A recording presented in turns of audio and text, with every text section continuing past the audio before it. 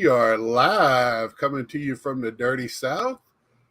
Sorry, Nats man won't be here. We'll see if Mike shows up. I know he's busy breaking tons of boxes, but it doesn't matter because I have Scott from Reindeer Studios. Welcome to the show, Scott. What's going on? Not much, man. Me and you've been talking, going back and forth, and at the National. I was going to have you on before the National, but I wanted to talk to you more than just National talk. Been a huge fan from day one. First time seeing your work, just tremendous. But we'll get into that here in a minute. We got Three River checking in. We got Reese. Got Reese saying some nice things. So my question is I know you do baseball cards, mainly vintage. Mm-hmm. I know you like the Guardians. And I know we know all of us know about you, your artwork. My question is, and I've been leading this off with everybody, is what else do you hobby? Is there another hobby you have to fit into that other one? Anything what else do I hobby? Pretty much just art in general. Like all around me, like you see Satchel Paige back there, but I have other art. Right. I was I told you before we went on that I always do my research, and so I went on Instagram and really dug way back in some of that stuff with non-sport. And, right. And I really was enjoying that. So you do that. That's kind of, I was like, okay, we'll do art, but you also do non-art. And did you start with that first, or was baseball first for you? As far as like the social media, YouTube, Instagram stuff, right? I started sort of as a general art channel, and I wanted it kind of morphed into the baseball thing because I found my audience that way, right? And I just kind of fell in love with this community. Yeah, I can understand that this community is easy to fall in love with, and it's in a very accepting community. Absolutely.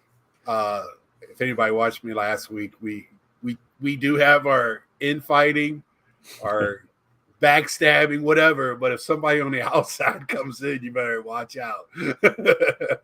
it is a brother and a sisterly community. So I know we'll be talking about hockey cards tonight. Probably not Sanderson. We only talk about sports here. Sorry. I mean, ouch. He knows I like hockey. I'm a hockey fan too. So I've always when you go in, when you're looking now, we do have Mike O in the house. You ready, Mike? Thumbs up. Yeah, we got Mike. Hey, Mike. What's up, Scott? And Scott. Yeah, I got distracted by your current competitor over there. Ed, that's okay. Yeah. Mr. Ed, he's having a good time. Yeah, let him have his fun. But I will say, for people who are making videos, and I know it's easy to do, and we all do it, right? We're making a video and we're like, oh, I'm sorry it's a long video, or, I'm sorry about this. Stop apologizing for making national videos. National videos are awesome. I get it. There have been 10 million of them. Have they been beaten into the ground? I guess, but guess what?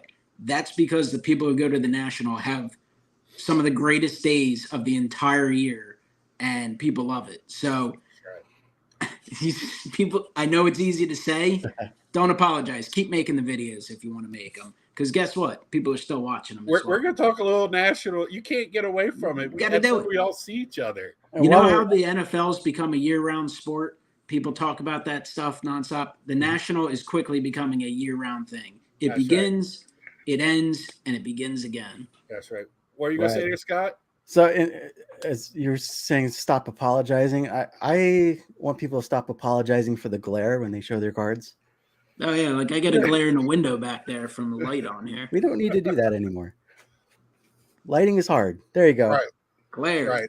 I'm constantly, I need to get some of the lights like Mike. I'm not apologizing for there being a glare, but I am apologizing for showing off an Ian Kennedy card. So glare. Okay. So Scott, what I was asking was, I know you particularly like the vintage. If anybody needs to watch something that pulled me in, even I mean, I've always been a fan of his, but when it comes to the collecting side, the Holy Grail card, can you tell us a little bit how that started for you, and a little backstory to that? Oh, that one kind of blew up. I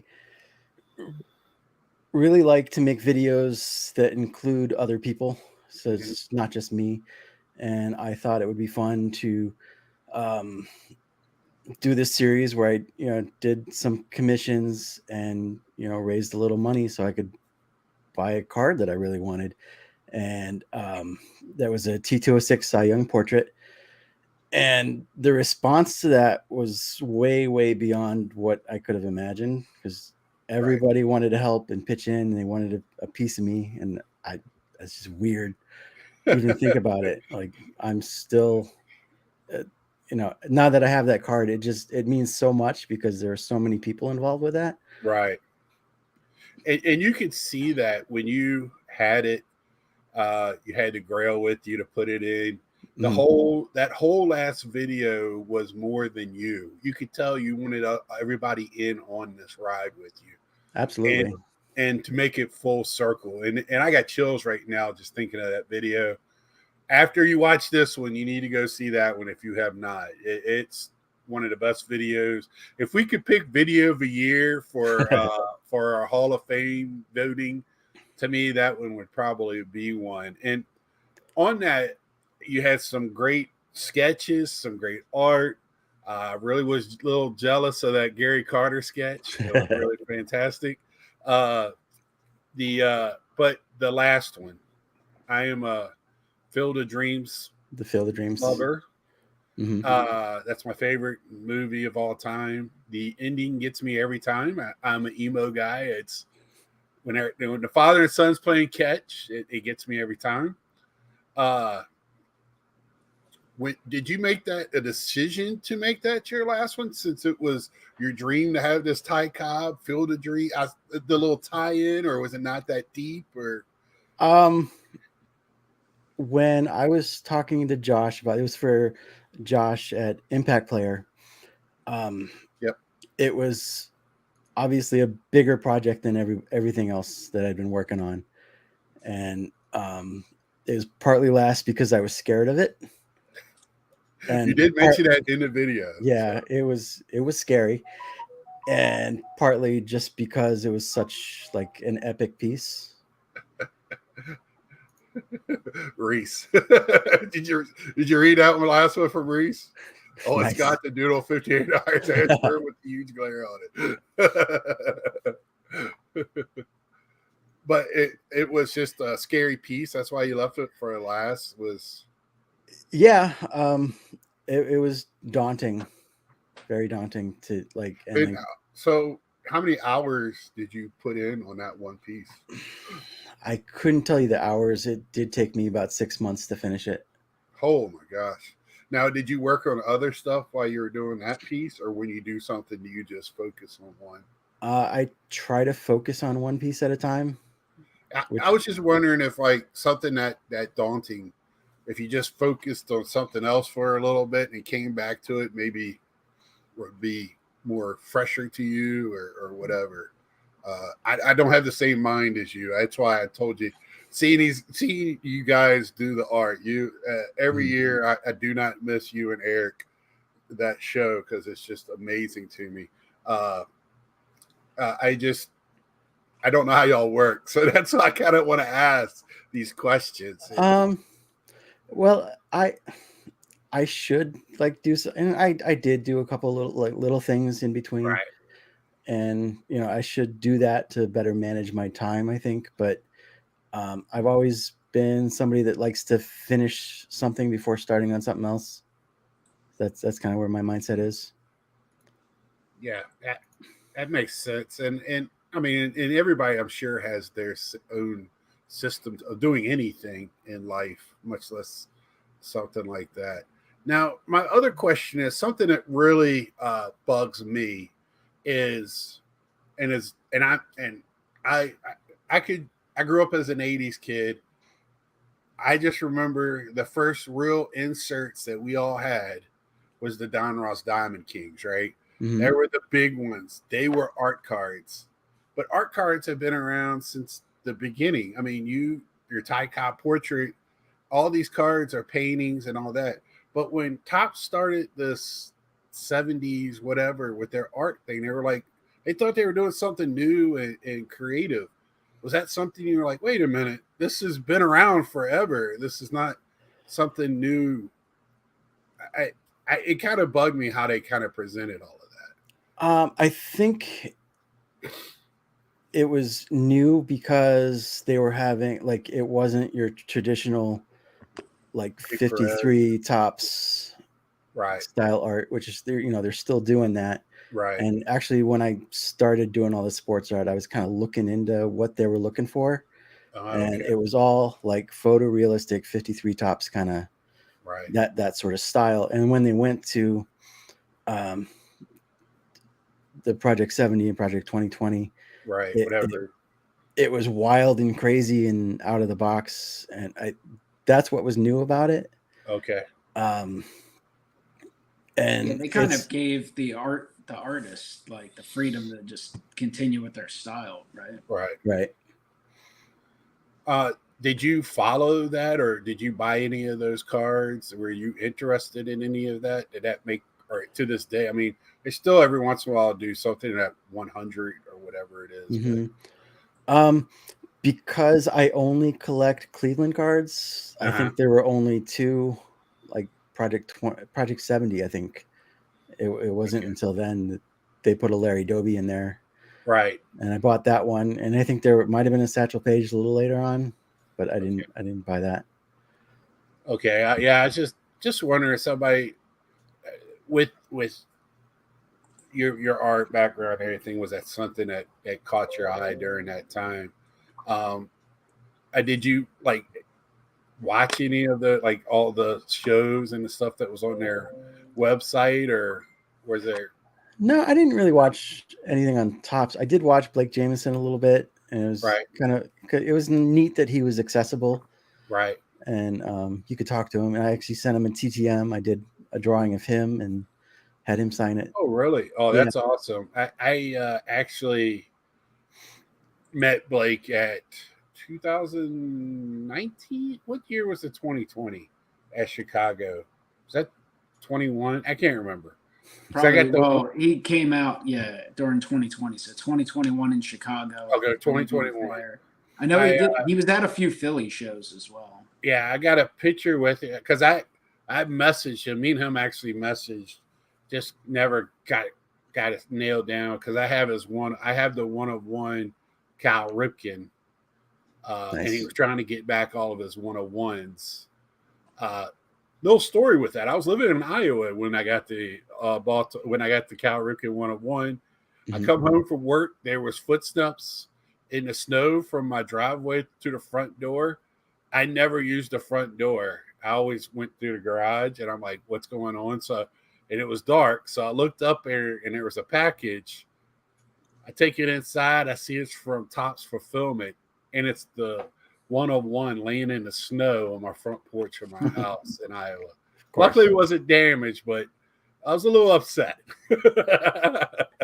But yeah, I have a neat story to go with it. I met Blake. We took pictures together.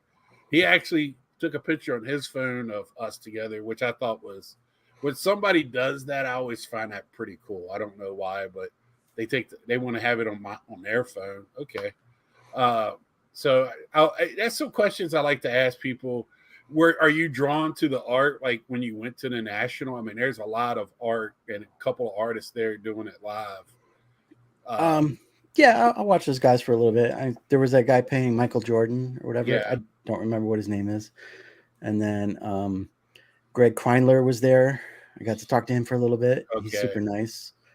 And I missed Dick Perez. I didn't even know he was there.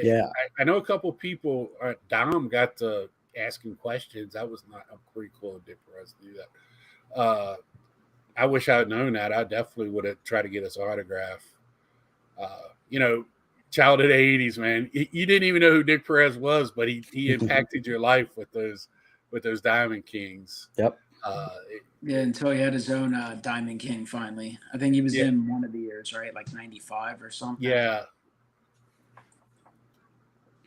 Because that guy that does the Jordan one, man, he does some good work. And I was just wondering, have you ever been interested in doing stuff like that, more on a quitting your day job and doing stuff like that? Or yeah, I'm kind of like looking into this, seeing okay, if you want to keep it close to the chest, you can. I don't want to put you on the spot, right? Because I know I know we're a little biased because our community, like we said, is tight and friends, but man, you do better than the second artist that they got doing a living set. The first artist was good, and then they got the second person. I can't remember their name, and they're a little shaky sometimes it looks like the side of their face is melting a little bit. Have you seen some of those? I think I know what you're talking about. Yeah. So I'm like, wait a minute, I know somebody could do better than this. Wait a minute. And I can't get above an 8 or a 9 when I get it graded. Is it because of the face? But anyway, that was some my art question. Mike, did you have any questions for Scott before I move on?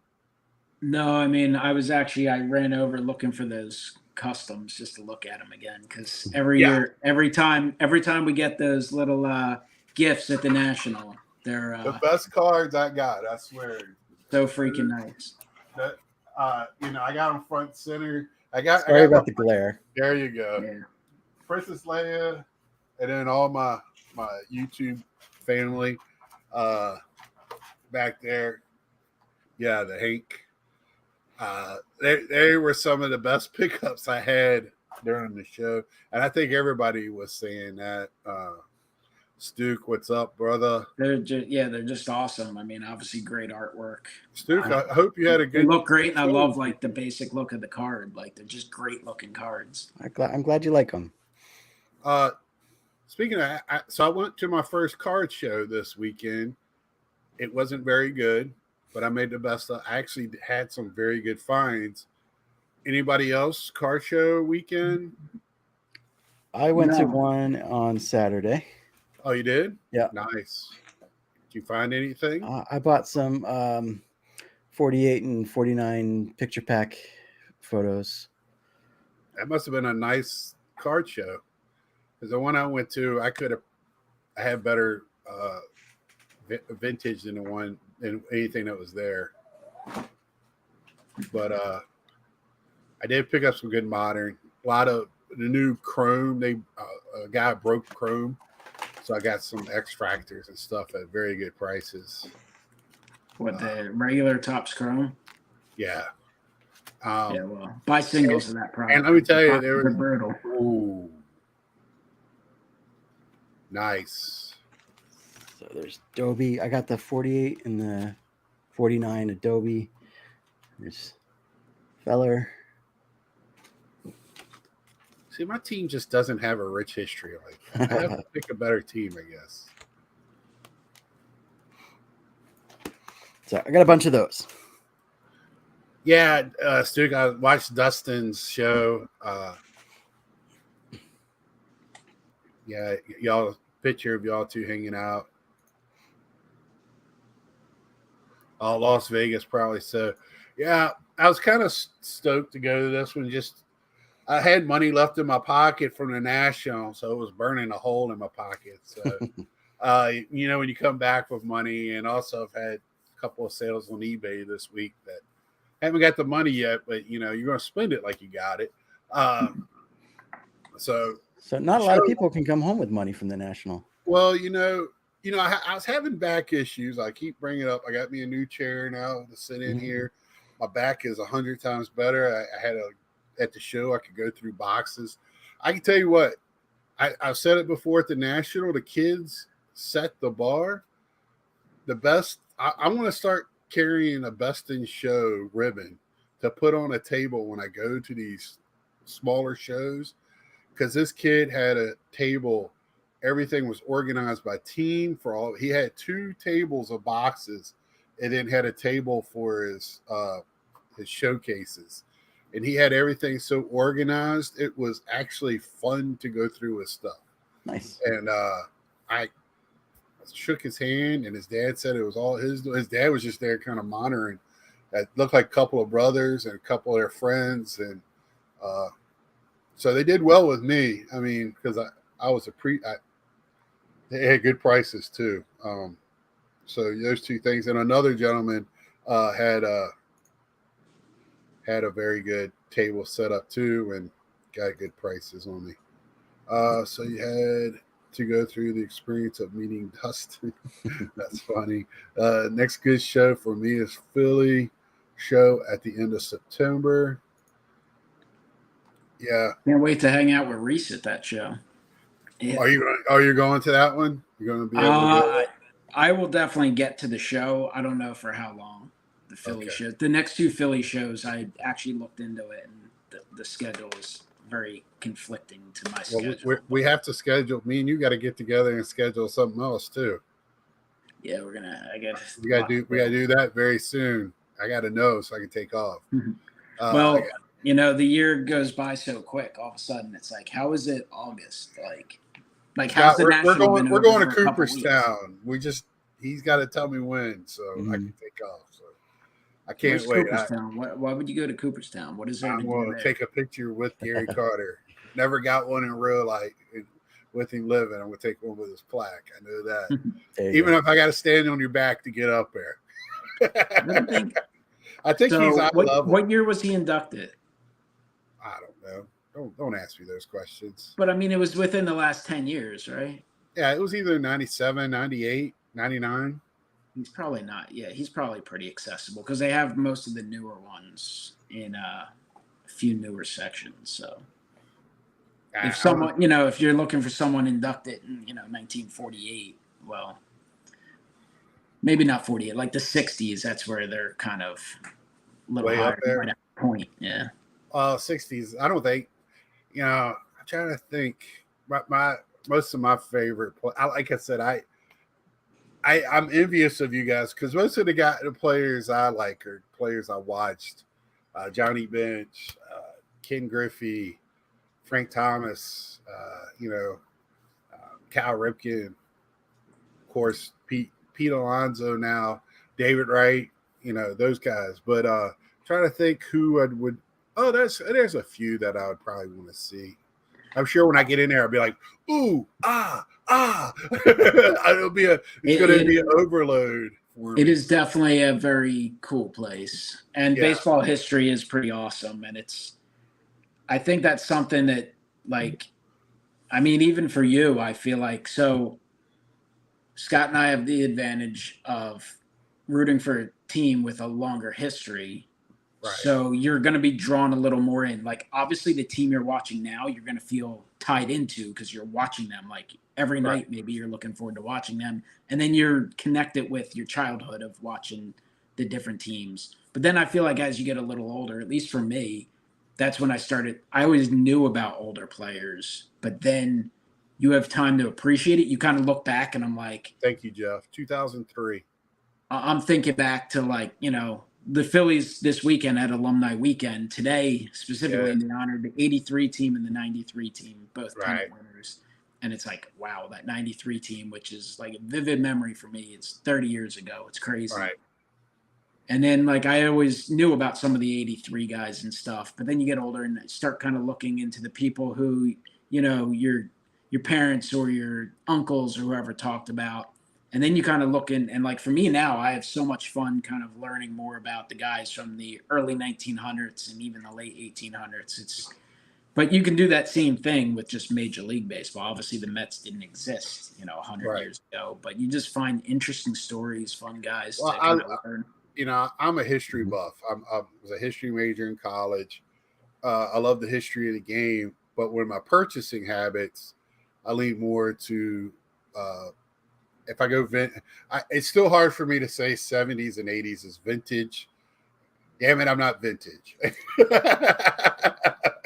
But it is, and I do have I have the Clemente run. I have Johnny Bench that I'm working on. A lot of Cal Ripkins, and I collect the '70s rookies like Ozzie Smith, and I need to get my Robin Yount. I have the Mike Schmidt. But yes, Carlisle, that would be funny if Topps now made a relic card tomorrow of Pete Alonso's helmet. That would be hilarious. That would be one of the funniest things ever. If anybody saw that, Pete Alonso demolished his helmet. I didn't see it. My dad told me about it. I saw a replay of it because for some reason I couldn't get the game here. I was supposed to be able to on the local Fox network, but I could not. So when we're talking about the history, the Cleveland Indians' great history, are they one of the original American League teams? Yes. Okay. I couldn't remember how far exactly back they were. It goes 1901. Okay. 1901. Oh, wow. Yeah. Were they always the Indians? No.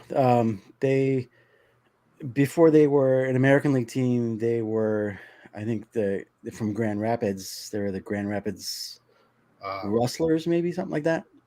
And then they moved to Cleveland. They were originally the Cleveland Blues or Bluebirds, but the players didn't like that name.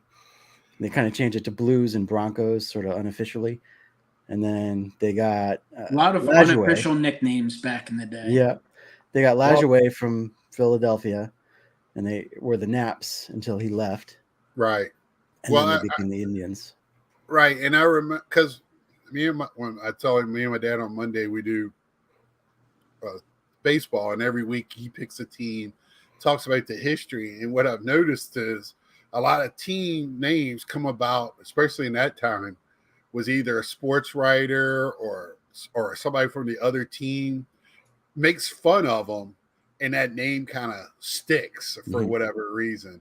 Like University of Virginia is called the Cavaliers, but in a baseball game long time ago in the 60s, I think, maybe even before, NC State was making a noise like wahoo wah, like a guy on the back of a horse, and that name stuck. So Virginia is also known as the Who's, wahoo wah. Things like that stick with them. That's why I'm always curious how names come about. It's usually a fun story, interesting at the least. So Battery's telling me I didn't miss anything last night. The card hobbyist, after Lorenzo's no hitter, I remember the Braves haven't had one since '94. Then saw Cleveland has an even longer no hitter drought. Yep, 1981. So who threw that one? 1981. Do you know off the top of your head? Len Barker. Oh, Len. Okay, there you go. There's a blast from the past. he had the beard. He had the beard rocking. Yep. Oh, Len Barker. Yeah. I remember 81. That year I would have been 9 years old during the baseball season. So that Cleveland, 1901, the Cleveland Blues. 1902, the Cleveland Broncos became the Naps. From 1903 through 1914, becoming the Cleveland Indians. In 1915, the year the Phillies won their first pennant. Not the last one? Oh, no, but it was their last one for a while after they won that one. Oh, we got people all answering Lynn Barker. And it's been a fun night of trivia. Indians became the Guardians, obviously, in 2022. What not like whether they should have changed the name or anything like that, but like, what do you think of the name Guardians? Because I know when they were talking about, and before they released it, a lot of people kept saying, oh, they should be called the Spiders. They should go back to the Cleveland Spiders, because a lot of people don't realize, like, they were actually never the Cleveland Spiders. The Cleveland Spiders were a totally separate franchise. Right. They were a National League team, the Spiders were. But I remember people mentioning that, and I wouldn't be opposed to them if they could have done something cool with that, but it felt like that was like a heavy push, at least on social media, to become the Spiders. I think that would have been accepted more than the Guardians was. Mm-hmm. my personal preference was to go back to the Napoleons, which I think would have been cool, but I knew that was never going to happen. So I told myself, as long as it wasn't the Rocks, which was floating around there. I did hear that. That would have been a little minor league-ish. Yeah, that would have been horrible. And we had the Rockers as a WNBA team, and I'm just not into that. So because it's not the Rocks, I'm perfectly fine with the Guardians. Yeah, I've gotten used to it. I feel like more quickly than like for football. The Washington Commanders to me still just, I don't know, weird. Yeah, that's what 357 just said. Washington Commanders. Washington football team sounded better than Commanders. Western Griff says should have been the Cleveland Steamers. That would have been great. yeah. Then it could have made another major league movie. Right. But I actually, like I said, I'm a history buff. The Guardians, the statues that guard the city. Mm-hmm. It has a background of the city, has something to do with the city. I thought it was going to be the spiders, like Mike was saying, because that's what I kept reading. And I'm at least that had something to do with a team in the past. It's just like Washington Nationals. Some people want them to be the Senators, but the Senators were already connected to two other teams. I'm going to say the Senators they tried that twice. Like it's kind of hard to. Yeah. And so, yeah. And, that's my dad has a joke for that, but, that's just, that wouldn't have worked. I like the Nationals. It's a good fit. So Dr. Exclusive asks, how is the Guardians name received right now in 2023? Seems like it's okay. What do you think, Scott? You're in the there are a lot of local people who tell me all the time, I'm still going to call them the Indians, and I'm like, that's fine. I think it's there's still a lot of pushback on it, and you have your opinions, and I'm fine with it personally. So I don't care. If they had stayed the Indians, I wouldn't care. I've always said you root for the players on the team, not the team name. So usually you like the team because either when you're a kid, there was a player that caught your eye, or that you're in your town, or the uniform, whatever. It's usually not because the last name. So I just, usually root for the players. So, James, did you prefer to keep the Indians, or I still call them the Indians? Minnesota fans still roll their eyes at the Wild nickname. Yeah, that's a little one harder to swallow there, because the reasoning for that team to leave and then you bring a team right back just doesn't make much sense for the hockey team to leave. When you send a hockey team out because there's so much hockey and they were overcharging for prices for tickets, and then the team goes to Dallas, of all places, to play hockey, and then you bring in another team, right? And it wasn't too long after the Minnesota Wild came, because you can't have hockey and not have a team in Minnesota. It just doesn't seem right. Yeah, Jose Ramirez is a fan favorite these days after knocking out Tim Anderson. Absolutely. Yeah, God, what a funny that was. Yes. One of the most. I was going to say, is there going to be a Reindeer Studios, I really think boxing card coming out? I want to see a mashup of him doing a Rocky Balboa jumping on the top of the steps. That would be awesome. Because I seen a picture of him with the gloves on. 7 years. It was 7 years between teams, so there you have it. Tim Wobbly Anderson. Tim Anderson didn't know what Tim Anderson's name was for about 5 to 10 minutes. That was Street Fighter style. Make it happen, Scott. Yeah, that great mashup with that one. So Anybody got questions for Scott or any other questions? Y'all are tearing it up in the chat. Love it. Love the interaction. So Scott, do you watch or do any other you do non-sport? I've seen some of your actors and non-sport stuff. Do you do other sports as well? I've seen the one football picture that you have. Okay. Did you have any other football? With the Browns being such another iconic team. I have done some Browns work for some of the actual like older retired players. So yeah, I've done some Browns stuff. I may not have had videos for all of them, but okay. And most of that stuff do you do because there's like a signing coming up? And I actually was working with a promoter that was doing signings, and he was paying me to do these pieces to have signed by the players. Okay. So awesome. It was kind of neat. So what do these players say when they come up and they see these one-of-a-kind prints that you make, these pictures? Most of them are pretty excited. They're I would think because it's something different, because you're used to these same 8x10s over and over and over again. Right. Yeah. And I mean, it's most of your stuff, you come at a different angle. It's not, making this tackle. The one I saw is it's outside of the Brown, on top of the Brown Stadium, but it's small. And okay, that one, I was like, wow, that's I love that. And it's a little bit of a caricature, but yet it's very nice.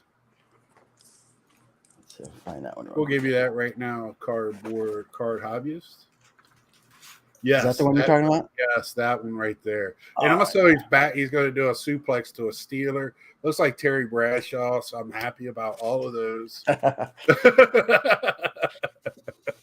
Being a Cowboys fan, that makes me happy all the way through. I have a feeling I'm not going to get Bradshaw to sign that one. It would be great if you did. Can you sign this belly to back suplex that you're getting right here? This was Frank Minifield and Hanford Dixon. Okay. So they're the guys that actually came up with the dog pound. Oh, awesome. That is awesome. Man,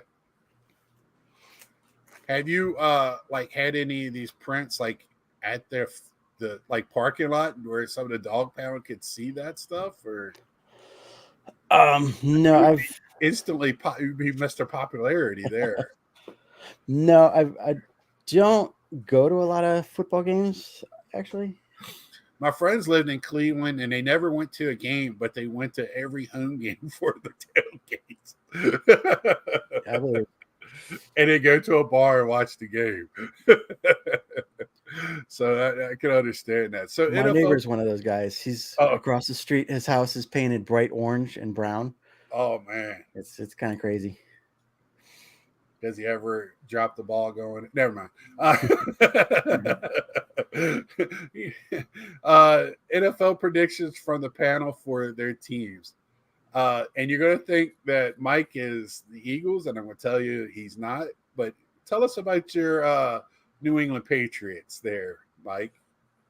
What about them? What do you think? What do you think they're going to do? I think they'll be okay. They'll play some competitive football. They're probably the fourth best team in the division, but you very tough division. Like, I don't think they're bad, but they're not. I think that division could be the toughest division in football this year. Yeah, I mean the Jets are the Jets, so I mean to expect excellence is asking a lot, to be honest. Not trying to be, but like just based on it, like everything is lining up where they look like they're going to be really good. You got Rodgers. Now, quarterback was their biggest problem last year. They have a good young defense, a lot of good offense. Like, they've built a really good team, but it's like optimism is so high that it's kind of like, if I were an outsider, I feel like you'd be like a little worried. Obviously, Buffalo is still really talented. You would think they'd kind of on a down cycle now, but like they could easily, win the division, compete to go far in the playoffs. Miami, they have a question mark with quarterback too. So, I mean, I think you have 4 strong teams there. Right. I don't think that's a division you expect to see a 3-win team out of. But again, the NFL is up and down, so you never know. So before we get to the next football cut, James Gillum wants to know, is the guy at center field still banging on the drum? He passed away before the season started. That's a shame. Yeah. You still got somebody out there saying too high? That's too high. It's not going to go out. You got to know Major League. What do you mean too high? So that was John Adams. He was a good guy. Oh, okay. So is that kind of like, is Cleveland like one of those places where the bleacher seats are the fun seats, the outfield seats? Is that a stadium? Yeah, people do love the bleachers. Right. I've been there a couple times. It's not my favorite just because they're not as comfortable, but right. There's a good time out there. There's some heckling and whatever. Right. Yeah. So how do you think your Browns are going to fare this year, Scott? Like the Patriots, they're in a very good division. So it's going to be tough. So I'm going to be optimistic and say 10 wins, which I don't know if it's going to be playoffs. Right. You got the Bengals, you got the Steelers, and then the Ravens. So we'll see. My Cowboys, it's either going to be 9-8 or 8-9 for them. Probably on the outside looking in. They're actually got to play. I believe they got to play the AFC East this year, and the NFC West is the 2 divisions. So they got a tough schedule. So it's not going to be very nice for them this year. Battery says the Falcons are going to be 9-8. Mike White Dolphins winning the East, Brad. The Bears for 357. And that's the thing right here that everybody's got to remember in the NFL. You play bad, you get a weak schedule. That's why you can go from last to first so not easily, but it's easier to do in NFL. And I try to remind my Philly friends that you got to remember you got to play a first place schedule this year. Optimism is incredibly high in Philadelphia for the Eagles this year. I work with a Philadelphia Eagles fan. A little on the cocky side, to be honest. Oh my gosh, he said they're not going to lose a game, and I say okay. I mean, on paper they're excellent, and I'm sure the odds-on favorite in the NFC for for this to win the NFC, and they should be that based on what they have. But again, it's a long season. You're always an injury away, a major injury away from your season being ruined. Sometimes it's helped. The Eagles probably wouldn't have won the Super Bowl 6 years ago if their starting quarterback stayed healthy. He got hurt, and they had a backup who got hot. So Ed knows that. All right. I believe the 49ers are not going to keep 3 quarterbacks, especially I'm a strong believer if you got a 3 quarterback system, then you don't have a starting quarterback. You got troubles. Young Packers team goes 6-11. That'd be fine with me. Northern Campus, go Birds. Got Ed here. Steelers will have, let's see what Three Rivers got to say. Steelers will have a typical season, probably between 9-11 wins. Playoffs would depend on the health of the other quarterbacks in the division. You got to worry about your own quarterback there in Pittsburgh. Yeah. If the Eagles don't win, they might throw batteries at Santa Claus again. Carson Wentz doesn't even have a job anymore. Well, a couple of quarterbacks that it could be a strong. I heard Carson Wentz is going to start flipping cards. Hey, that seems like to be the ex-NFLers thing right now. Pokemon and trimming. But I mean, it could have the USFL and the XFL got a strong quarterback class coming their way. Oh man, I had to say it.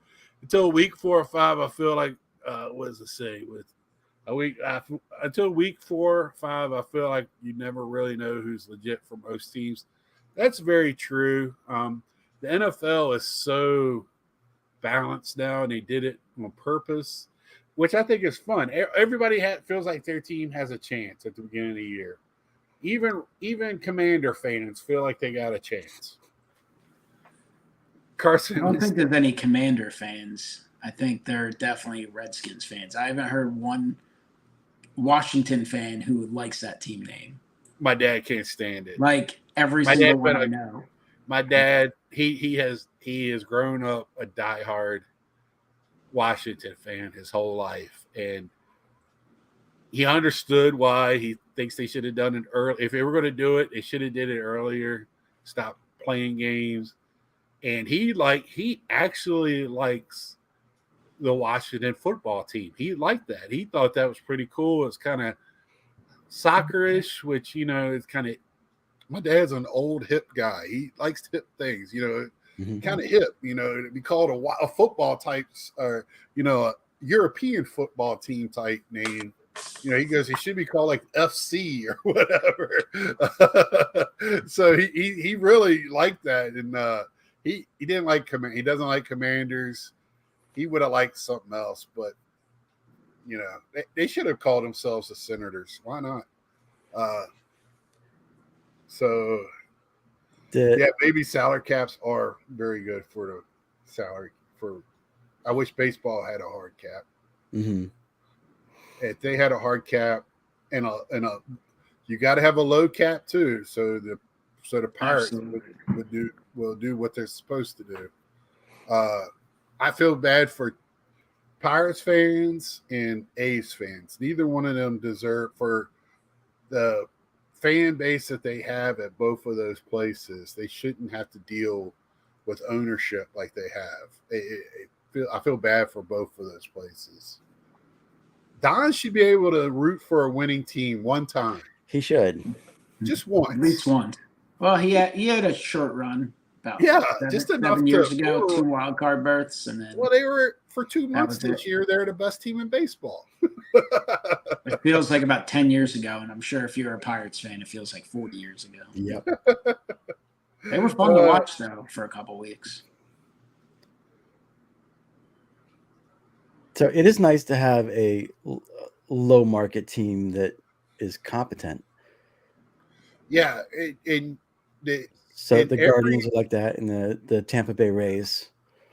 Well, the Guardians have a competitive team year in and year out. Their problem always is now, especially now with 6 playoff teams. Are you sellers for next year, or are you buyers for this year? They're always right there on the teetering. They're on that line, right? So they don't know which way they need to go. And I think this year they probably should have sold a little bit more for future.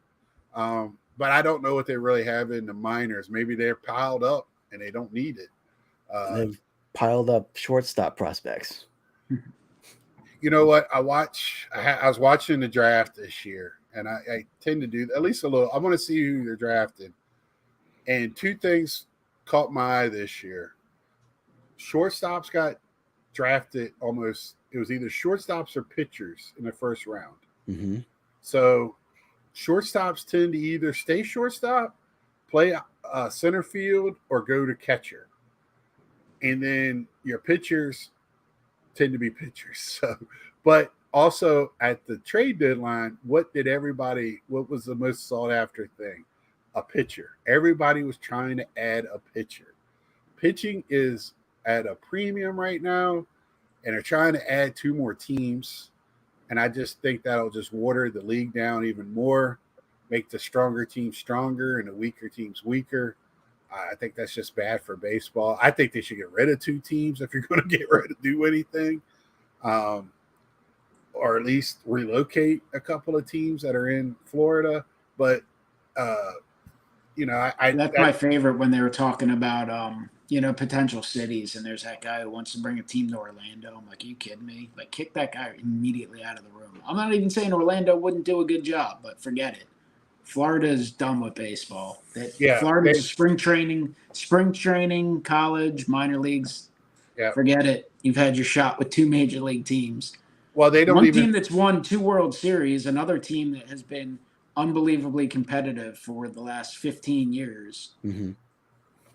Outside of Florida State, Florida does pretty well too, but Miami doesn't do well with. They're for football. They don't get the crowd like they used to do back in the 90s, man. The U's really fallen off when it comes to crowd. Florida State and Florida, but that's a lot. They're huge campuses, so it's a lot of students there. But yeah, the Tampa, I feel like one team needs to relocate somewhere in the South, like Montgomery or Birmingham, somewhere in North Carolina or Myrtle Beach. And the other one should go to, I feel like Montreal. Or if Oakland, they need to build a new stadium, but Montreal is hungry for a team. They're willing to pay for everything. That they really, really are hungry for. I miss the old Expos, and if they go back there, they better call them the Expos and give them back their unis and the ugly hats. And I would be an instant fan of that team. They would have a fan right here. Nashville's what I hear the most. Yeah, Nashville wouldn't be bad. I just Battery. You know how it is. Poor Braves got into. They are the South's team. Everybody in the South is a Braves fan until you get to Texas.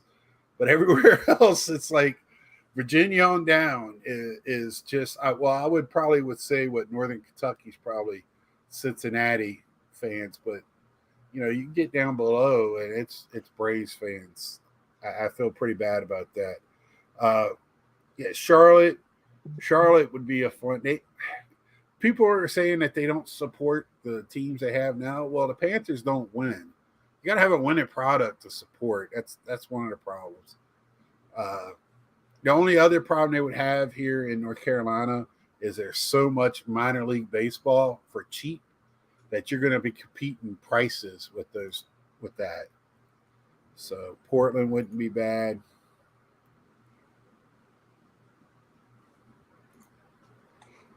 Yeah, everybody's asking me about if I enjoyed the Mets game yesterday. No, I did not.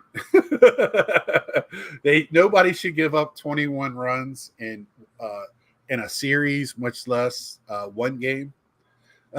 So that they have officially given up. Yeah, Wesker Griff says give Atlantic City a team. I don't even know if they can fit a stadium in Atlantic They had City. a minor league team or an independent team for a while, the Atlantic City Surf. They left town a while ago, probably like 10 years ago. They probably got tired of sliding into, old needles and stuff, so laying over the field. So the Guardians have a single A team in like a suburb of Cleveland. They've got double A team in Akron, which is, less than an hour south. And a triple A team in Columbus is 2 hours away. And I love it. Right. Because you can see everyone develop. Right, absolutely. So does Columbus still go by the Clippers? Yeah. Wow. That's a team that's had the same name for a long time. Mm-hmm. No matter who's their affiliate has been. Richmond used to be the Braves, so I got to see when I saw the Clippers, they were the Yankees affiliate back then. So yeah, I was just wondering.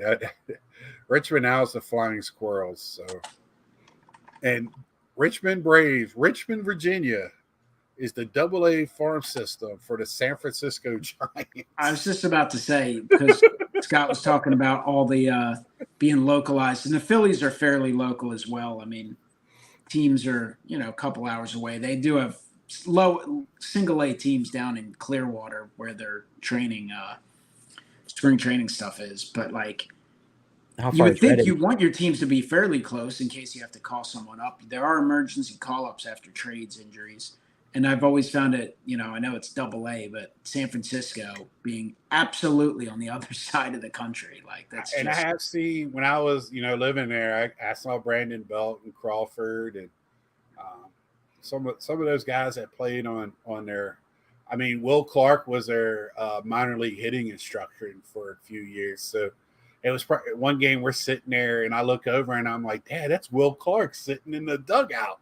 Because you can see into the dugout. And I was like, I wish I would have brought my car. I didn't know. Because I always look to see what prospects are going to be there to take the cards to get signed. I was like, I need something. I didn't get a signature, though. Will the Thrill. He is hilarious now, talking about the major leaguers now and all their pimp walking around the bases and all that. If any of y'all get to see him on it, I don't know if it's his YouTube channel or somebody else. He just blasts today's game, and it's hilarious. If you're a guy that's older and been watching a lot of baseball, you would think this stuff is funny. It's hilarious. Twins have St. Paul Saints, AAA team, 10 miles away. I want to say Battery's still on here. He could probably tell you. I think most of the Braves are around them. I think that's how it works. We have a lot of White Sox. I have the high A team half a mile away from me, and Charlotte is the AAA team for the White Sox. I mean, it makes sense also for them to be somewhat close, not only to move players back and forth, but obviously there's certain areas of this country that are void of major league baseball teams and professional sports, and that's one of the reasons college sports is so big in certain areas of the country. And like here, right outside of Philadelphia, in Philadelphia, people do not care about college sports. They get into college basketball a little bit, but I feel like even that is waning. That interest isn't probably as strong as it was 40, 50 years ago. College football, no one cares. Like there's people who like Penn State. I would say they're the most popular local team. But like, it's like trying to compare, a Tampa Bay Rays fan or a Miami Marlins fan to like the passion of like a Philadelphia fan. Like it's in terms of just ingrained that like 100 years of family history of people being raised in that environment. Like it's just, they don't care compared to say probably even high school football in Texas. But like having those minor league teams in certain areas is it's necessary for people to be able to watch live baseball, and it's a market you want to use. But if it is in a local area too, I feel like that drives interest. Like, when it's right here, some people, it's an outing. Like if there's a rehab assignment or if there's a top prospect, people want to go see. They'll travel an hour, or if they're local, they'll be even more invested and be like, hey, I want to see this team. I want to see these players because I'm going to see them graduate to the next level. It's and I mean, as opposed to just being complete no names that people aren't interested in. Yeah, because I always periodically like to look to see who's coming to play the Dash or Charlotte, just to see. And I have a single A team in Greensboro, which is 30 minutes away from me. So I'm surrounded by baseball. So I can see prospects if I ever want to get off my ass and go to a game. I just love watching the major. I get stuck watching Major League Baseball, but I love seeing the prospects taking cards because they still sign in the minors. They're more than happy to sign cards in the minors. They love it. And most of them, you call them to get them signed, they run over. Their faces light up. They're still young. They're still underneath, still practicing their signatures and stuff. So, that's the fun part about going to the minor league game. If you haven't, sorry everybody, this is one of my friends from Ohio. This is one of the guys that does the Pokemon cards. It's one of your friends you paid to come on here. So yeah, tell the Dilf I said hi. Yeah. So there's a guy I work with when I was out there, his initials are DLF. So I always called him the Dilf. Because we got to sign everything with initials.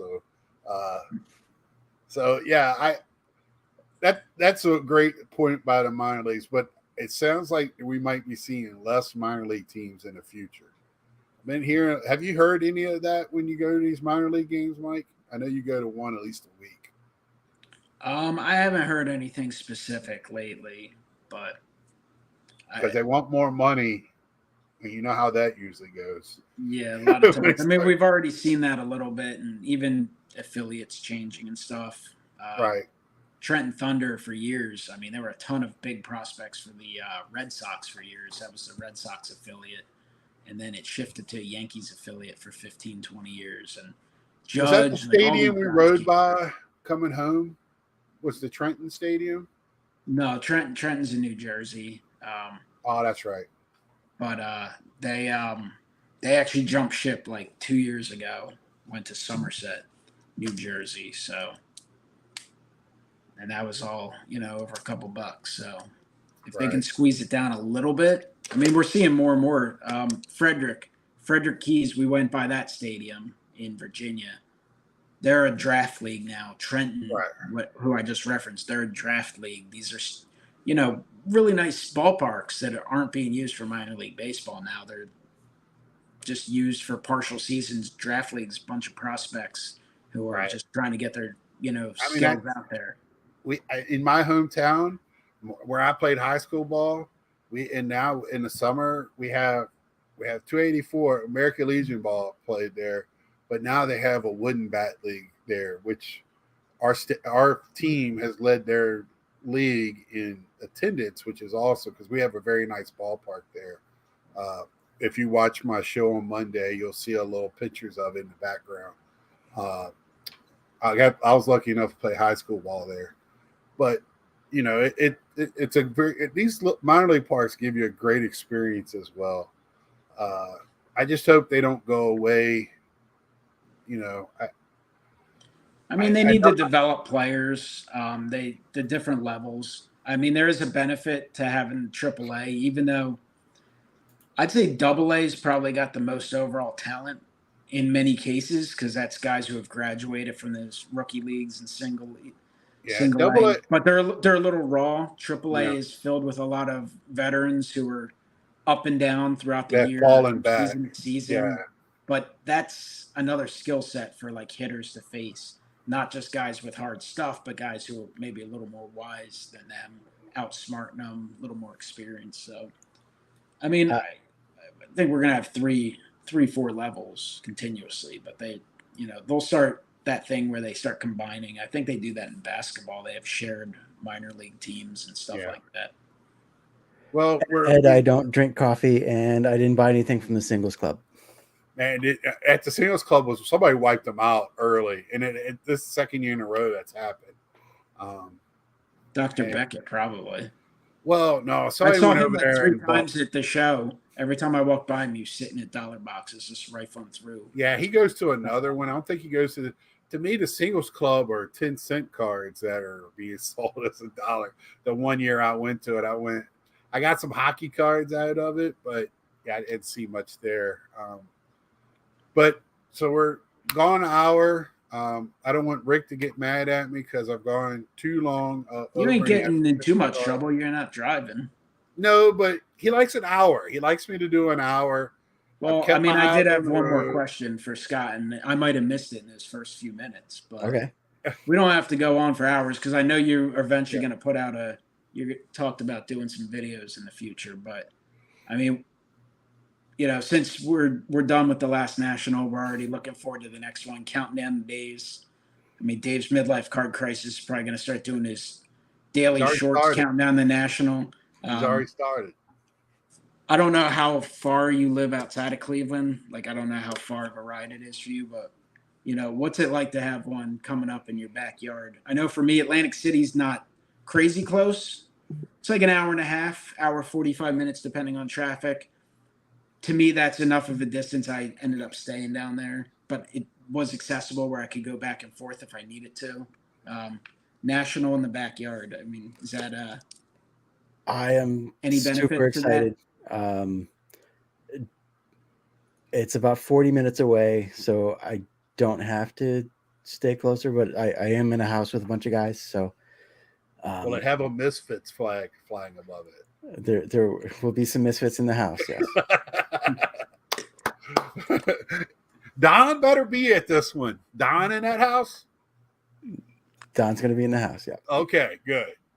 I don't want to have to come up there and find out where he lives. And I think we have to stay on different sides of the house because we'll just get after each other. But we don't have to go crazy into it. But just a few benefits of it being in Cleveland, because obviously the people from the outside that are just watching, people love Chicago. They're obsessed with Chicago. Chicago's the best location. Chicago's the best location. That's what you always hear.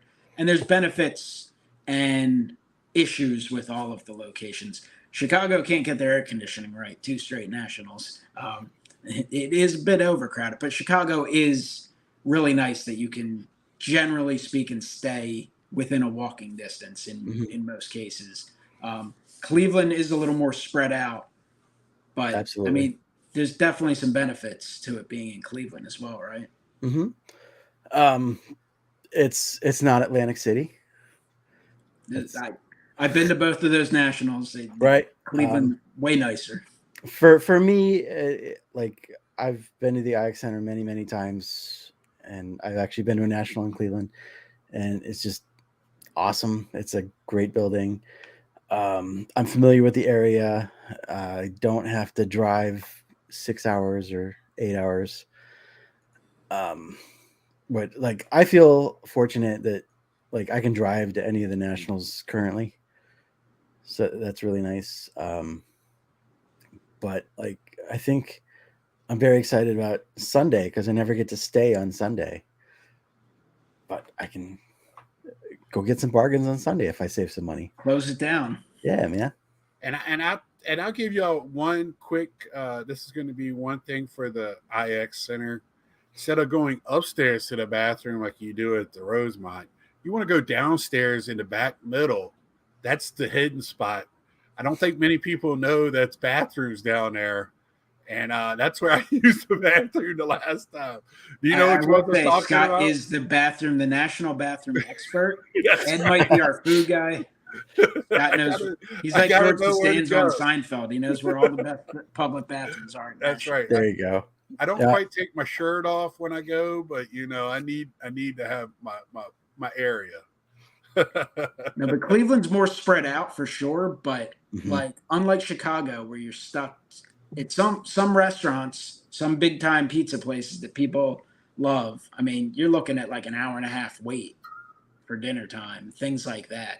Yeah, you're not going to have that.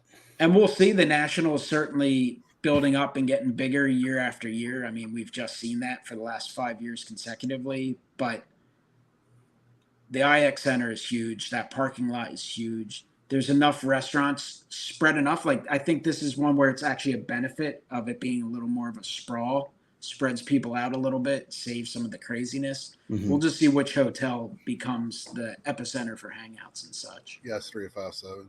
Yeah, we once we find that, that's when we know where everything's going to be at. I've already sent a letter to Shaq about trying to get a big chicken put up in time for next year at Cleveland. If y'all don't know, you better go to the next Chicago show. Just for the big chicken. Last Friday? Last Friday, I think. I don't know. One of these recent days, I actually met my brother and we drove down to we were going to the Phillies game, and the way we went, it just made sense to just go straight down Broad Street. So the game actually got rained out right before we got there, so we had to turn around and a huge storm came in. But as we were driving back, we had already stopped and eaten somewhere. But when I was in Center City, I was like, oh, there's a big chicken in Center City. And one of those buildings. I would have stopped and got a sandwich just to take home. Like, man, I should have looked into it. Did you go to the Big Chicken, Scott, when you were in Chicago? No. You know what we're talking about? No. Okay, it's a restaurant. It sells nothing but chicken sandwiches. Okay. Shaq is part owner of it. It's down by Giordano's. Great. One of the best chicken sandwiches. Awesome place. Can't eat them every day because you won't make it to another national. No, you just want to go back to sleep. But you know. All right. So my question is, I'm making a video on how to do the national in Cleveland. So what questions do you have for that video?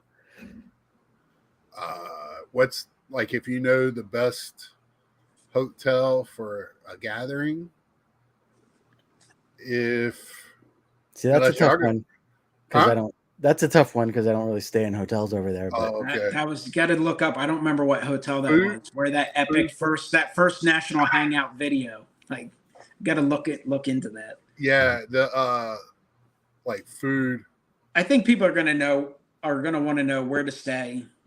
Hotels, even if they're tough, like there should be an abundance of Airbnb. There should be a lot of Airbnbs, places to eat.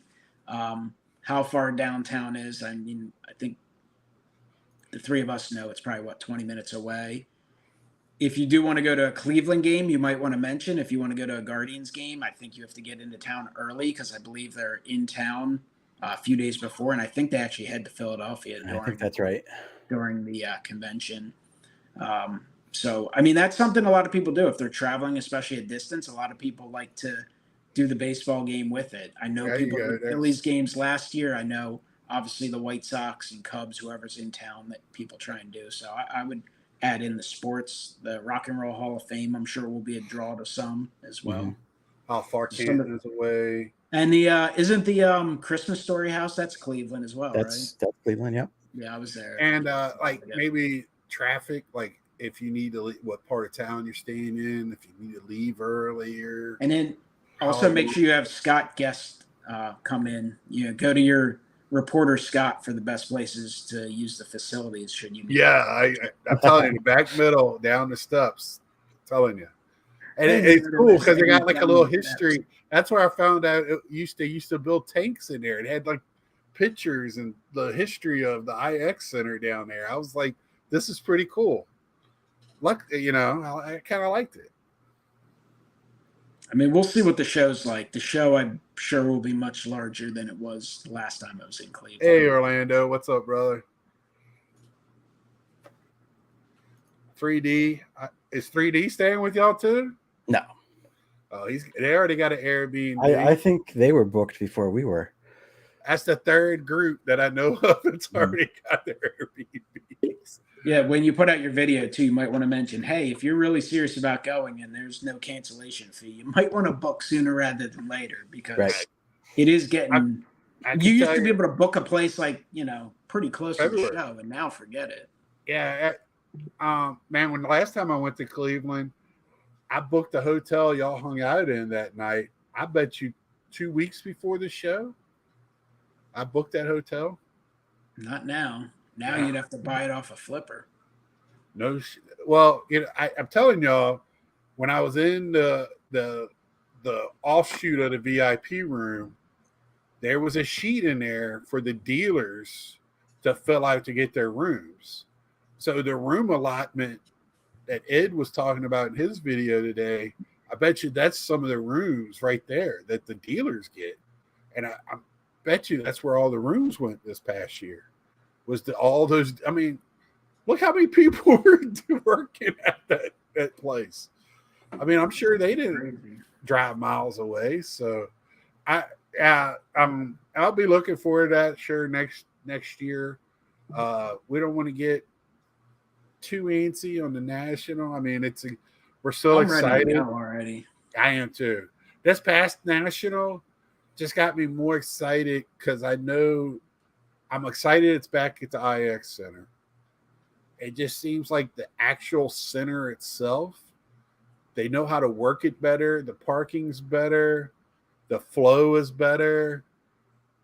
The outside, maybe not. But inside, it just seems Cleveland knows how to work that convention center to their benefit much better than Chicago. Because Chicago wasn't getting their trash. They weren't cleaning the bathrooms. There was a lot of issues at Chicago. But I think I can't wait for the IX Center. And Cleveland's a one where you might want to consider if you're traveling in and you plan on doing a lot of stuff. Mm-hmm. You can at least consider maybe even renting a car for that. I mean, right?